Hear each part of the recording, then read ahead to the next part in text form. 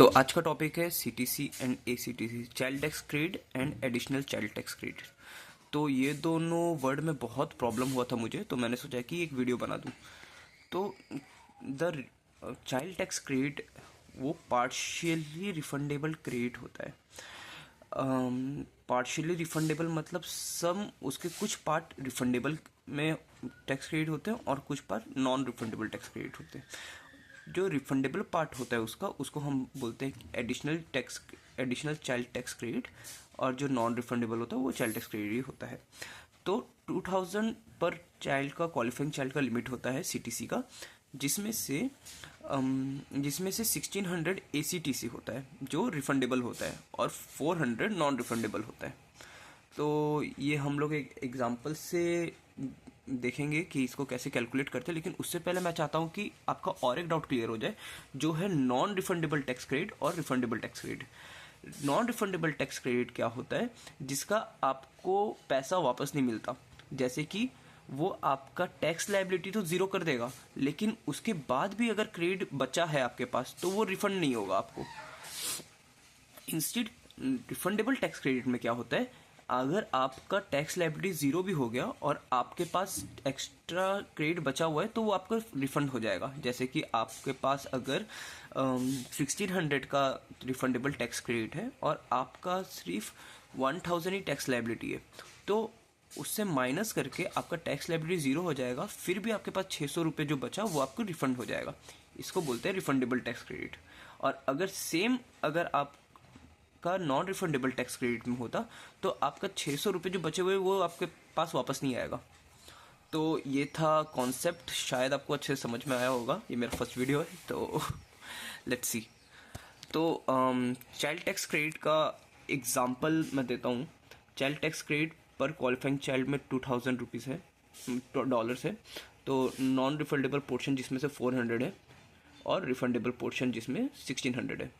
जैसे मैंने बोला, नॉन रिफंडेबल पोर्शन मतलब जिससे आप टैक्स लायबिलिटी कम कर सकते हो लेकिन आपको पैसा वापस नहीं मिलेगा, और रिफंडेबल में आपको ये रिफंड होगा अगर आपका टैक्स लायबिलिटी जीरो हो गया और फिर भी आपका क्रेडिट बचा है तो एक एग्जांपल है जिसमें टैक्स पेयर अर्नड इनकम 35,000 है और उसके 2 क्वालिफाइंग चाइल्ड है और टैक्स लायबिलिटी उसका 1200 है।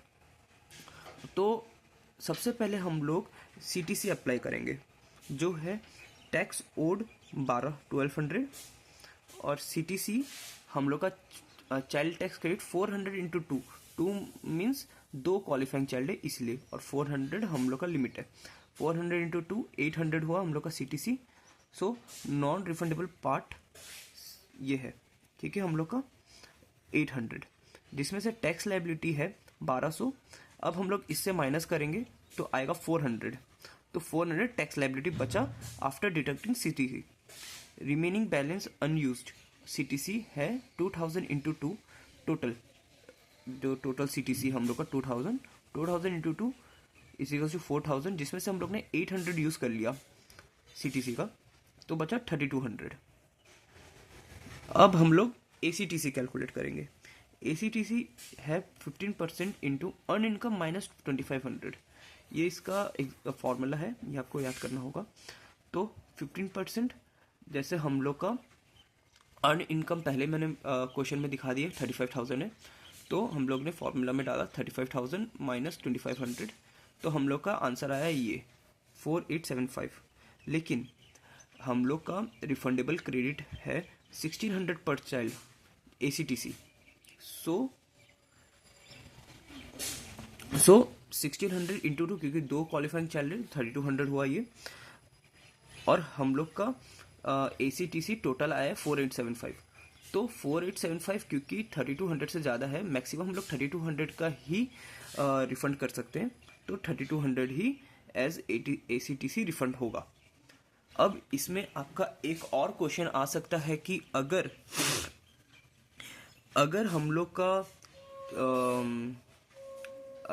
का चाइल्ड टैक्स क्रेडिट 800 नहीं होता, यूज़ नहीं होता, 800 से ज़्यादा यूज़ होता, समझिए कि हम लोग का चाइल्ड टैक्स क्रेडिट, हम लोग का रिमेनिंग चाइल्ड टैक्स क्रेडिट अगर 2800 बचता और यहाँ पर सेम रिफंडेबल हम लोग का 32 आता, तो 3200 आता। तो हम लोग को ये दोनों में से जो कम है, जो अनयूज्ड है, जो बचा हुआ है हम लोग के पास, हम यही ACTC होता हम लोग का, क्योंकि CTC में हम लोग को इतना ही बचा हुआ है। तो होप आपको समझ में आया होगा। एनी डाउट आप कमेंट सेक्शन में लिख सकते हो। Thank you. ये मेरा फर्स्ट वीडियो है तो इसीलिए इतना ख़राब लग रहा है। अगर मुझे रेस्पॉन्स अच्छा आया कि ऐसा और सॉल्व करना है या फिर और आपका कुछ टॉपिक है जिसको कवर करना है, तो आप कमेंट सेक्शन में लिख देना, मैं बता दूंगा। Thank you, bye.